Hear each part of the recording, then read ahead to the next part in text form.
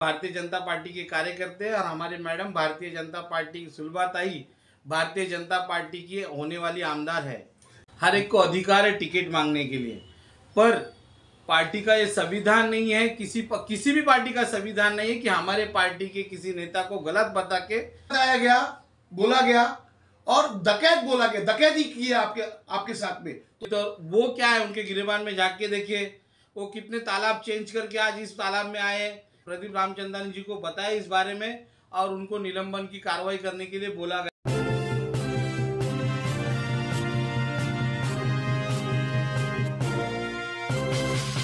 आज के इस जमाने में पुरुष के साथ साथ महिलाओं को भी कंधे से कंधा मिलाकर चलने का समय है।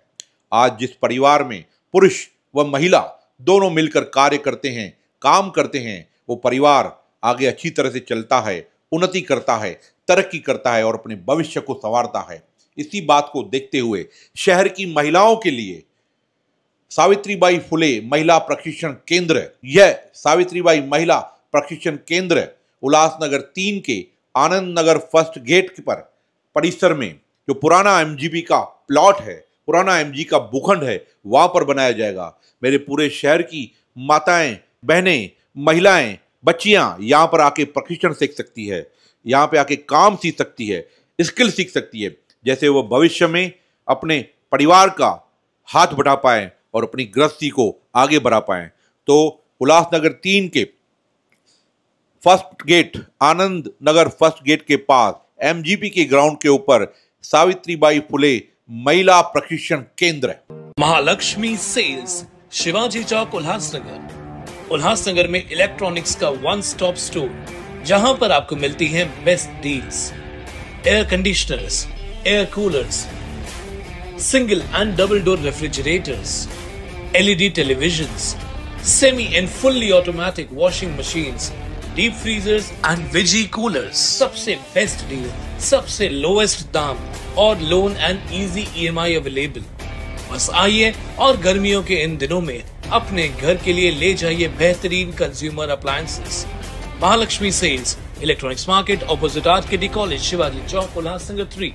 For sales contact us. मुलाकात नीलेश बोबड़े जी के साथ। नीलेश बोबड़े जी भारतीय जनता पार्टी के एक नेता है, 4 मंडल के पहले अध्यक्ष थे और अभी भी बहुत बड़ी बड़ी जवाबदारियां भारतीय जनता पार्टी की तरफ से इनको दी हुई है और इन्होंने काफ़ी अपने क्षेत्र में 142 के क्षेत्र में इन्होंने अपना बहुत अच्छा काम किया। गणपत गायकवाड़ जी जो 142 के आमदार है, उनके काफ़ी नज़दीकी माने जाते हैं और काफ़ी अच्छा काम इन्होंने अपने क्षेत्र में आमदार के द्वारा, आमदार की मदद से किया है। और लेते मुलाकात के आने वाले चुनाव के अंदर आप कौन सी बातें लेके आज आप लोगों के बीच जाएंगे, क्या कहेंगे इस विषय में? नमस्ते। पहले तो मैं आपके चैनल का दिल से शुक्रिया अदा करता हूँ। आज हमारा इंटरव्यू आप ले रहे हैं हमारी 15 नंबर पैनल की और मेरी बातें आप समाज को दिखाने वाले हैं। तो मैं आपको सबसे पहले बताने वाला हूँ कि हमारे आमदार जो गणपत जी गायकवाड़ जी हैं, वो विकास पुत्र हैं। उन्होंने पूरे उल्लासनगर के क्षेत्र में सतराम दास से लेके श्री राम चौक तक, जीजा माता उद्यान से लेके सीताराम नगर तक, मतलब मराठा सेक्शन, पूरे गलियों में अच्छा सबसे अच्छे फंड्स लाके हमें सारे कार्यकर्ताओं को सक्षम करने के लिए, काम करने के लिए, कार्यकर्ता ये हर मतदार तक जाना चाहिए, इसके लिए सारे फंड्स अवेलेबल किए। और आमदार जी ने ऐसी कोई भी हम काम बतावे और काम नहीं करे, आमदार जी ने कभी ऐसे किया नहीं। हाँ, लोगों ने हर संडे जो जनता दरबार लेने वाला, मुझे लगता है ठाणा डिस्ट्रिक्ट में ये पहले आमदार रहेंगे। सही। लोगों की सारी जानकारी, सारी तकरार सुन के तकरार का निवारण करने के लिए सोमवार से शुक्रवार तक वो करते थे, संडे को सुन के लेते थे और सोमवार से शुक्रवार तक उसका निवारण करते थे। मुझे लगता है ठाणा डिस्ट्रिक्ट में से पहले आमदार रहेंगे।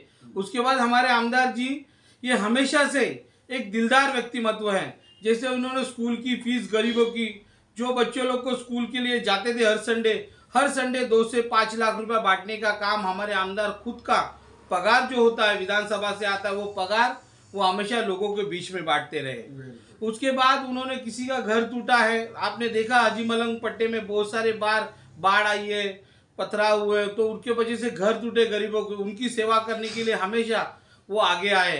उसके बाद हर एक चीज में गणपत शेठ कभी पीछे नहीं रहे। आयुक्त जी से उल्लासनगर महापालिका के सारे शासकीय जो अधिकारी है उनको एक दबदबा रहा है आमदार जी का हमारा, क्योंकि आमदार जी ने लोगों के विषय, पानी के विषय होने दो, नाली गटार होने दो, सेंट्रलाइज विषय होने दो, वो ठीक तरह से आयुक्त जी और प्रशासन को दिए हैं।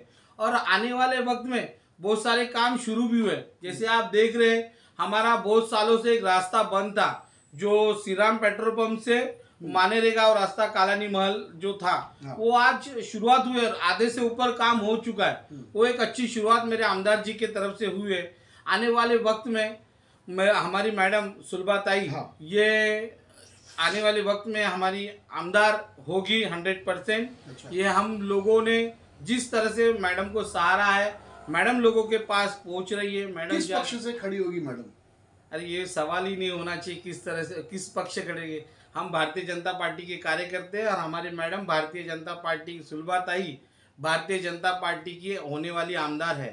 कितने लोगों ने, जो काफी आपके ही पार्टी के कुछ लोगों ने अपनी इच्छा जाहिर की है कि 142 और 141 से मैं दावेदारी, एक सक्षम दावेदार हूँ 141 और 142 से आमदार चुनाव के लिए। पिछले लोगों का काम तो आप देख ही चुके हो। अभी मैंने खुद ने बीजेपी से टिकट मांगा है। आपके घर में जब कोई भी काम करता है, जॉब करता है, वो काम नहीं करता है, चोरी करता है, आपके साथ डकैती करता है, आपका हक मार देता है, उसके बाद भी अगर आप उसी को काम पे रखेंगे तो आपका घर तो बर्बाद हो ही जाएगा।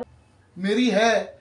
और पिछले लोगों को आपने देखा, आपके घर पे चोरी की जिसने, आपके घर पे जिसने डाका डाला, आप अगर उनको एक वापस से चुनवा के लेके आओगे तो चोरी तो आपके घर पे होनी है। इस विषय को आप कह सकते हैं, आपके ही पार्टी के सचिव ने, मैडम ने सीधा सीधा आरोप, अगर इसका अगर मतलब निकालें तो सीधा सीधा आरोप 142 और 141 के आमदार के ऊपर कसा है। क्या कहेंगे इस विषय के ऊपर? देखो, मैं पहले तो आपको ये बताना चाहता हूँ, भाजपा में हर एक आदमी को अपना अस्तित्व बताने के लिए, अपनी पहचान बताने के लिए एक मौका मिलता है।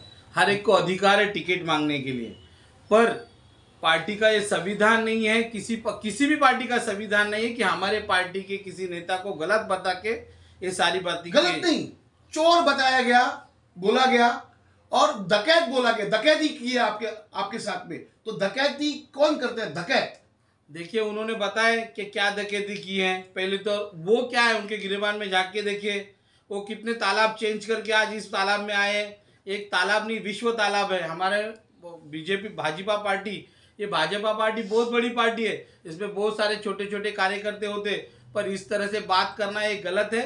हमने हमारे प्रदीप रामचंदानी जी को बताया इस बारे में और उनको निलंबन की कार्रवाई करने के लिए बोला गया है। उसके लिए हमने पत्र व्यवहार भी किए। क्यों इस प्रकार की बातें भारतीय जनता पार्टी में ही खाली नजर आती कि एक दूसरे में तंज कसना, एक दूसरे के ऊपर इनडायरेक्टली कहना कि आपका तो प्रशासन पे लगाम ही नहीं है, आप तो बाहर से भी नरम है और अंदर से भी नरम है। इस प्रकार की टिप्पणी अगर आप अपने आमदार के ऊपर भी करोगे तो क्यों आपको भारतीय जनता पार्टी के आमदार जो खड़े रहेंगे उनको वोट करे पब्लिक? देखिए, आपका सवाल एक जगह पे बराबर भी है, पर हमारे, आप कुमार जी के लिए बोल रहे हैं, हमारे गणपत जी के, उनमें बहुत विभिन्न है। जैसे हमारे कुमार जी है, उनका स्वभाव भी उस तरह से है। हाँ। वो ऐसे नहीं कि वो कर नहीं पाते, वो काम तो उन्होंने बहुत सारे किए, निधि लाई है, बहुत सारे काम चल रहे हैं उनके भी, पर कभी कभी कुछ जगह पे ये सारे बातें होने में जो विरोधक बार बार करते, उन्होंने क्या किया आज तक? फेल्यूर सिर्फ बातें करने की, बातें की, उसके बारे में ज़्यादा कुछ नहीं किया। उसके बाद हमारे आमदार जी के, गणपत जी गायकवाड़ जी ने किसी को मौका ही नहीं दिया बोलने का। हमने जो नगर सेवक का काम था वो भी गणपत जी ने किया है, वो भी आज तक गणपत जी, जो नगर सेवक को काम करना चाहता वहाँ पे गणपत गायकवाड़ जी आए, उन्होंने लोगों के बीच में जाके काम किया है। ये सारे काम हमने किए। और कुछ लोग ऐसे बोलते रहेंगे तो मैं उनको बताना चाहता हूँ, पहले आपका गिरीबान जाग के लीजिए, आपने समाज के लिए क्या काम किया है, आप समाज में क्या लेके जा रहे, आपने जो काम कर रहे वो दिखाइए। हमने जो काम किया वो नहीं, वो दिखाने की जरूरत नहीं है। जो आप कर रहे, आपको टिकट चाहिए ना, आपको लड़ना है ना समाज में, आपको आमदार होना है ना, तो आप समाज के लिए क्या कर रहे, आप उल्लासनगर शहर के लिए क्या विजन रखते हैं ये बताइए। किसी के ऊपर छींटे उड़ाने से अच्छा खुद का गिरीबान जाके और काम कीजिए। बहुत अच्छा लगा, आज काफ़ी तीव्र नज़र आए हमारे नीलेश बोबड़े जी, और ऐसे ही होना चाहिए। आने वाले दौर में देखेंगे कि जिस प्रकार से भारतीय जनता पार्टी के ही कार्यकर्ता या पदाधिकारी भारतीय जनता पार्टी के ही दामन को छींटा लगा रहे हैं, तो आने वाले दौर के अंदर जब ये पब्लिक के बीच में जब बातें जाएगी तो किस प्रकार से, खास करके 141 के चुनाव के अंदर मैं देखूं कि वहां की पब्लिक काफी त्रस्त है। मेरे को एक बात समझ में नहीं आती है कि पहले आप कहते हैं कि 200 मेरे पास वर्क ऑर्डर है और अभी कहते हैं 300 से 400 वर्क ऑर्डर है, तो वर्क ऑर्डर आपने अपने में रखा क्यों है? इंप्लीमेंट क्यों नहीं हो रहा है वो? यानी लोगों के जो काम है वो वंचित रहे हैं, तो कहीं ना कहीं ये लोगों को जो आपने काम से वंचित रखा है, आपने वर्क ऑर्डर जब अपने पास रखा है तो काम कैसे होगा? एक ठेकेदार, कोई भी ठेकेदार हो, वो काम कैसे करे जब उसके वर्क ऑर्डर हाथ में आएगा? और साहब कौन सी अधिकार से एक आमदार के हाथ में पावर है क्या वर्क ऑर्डर अपने में रखने के लिए? जरूर इस बात का जवाब दीजिएगा। धन्यवाद। देखते रहिए फिर न्यूज़ चैनल।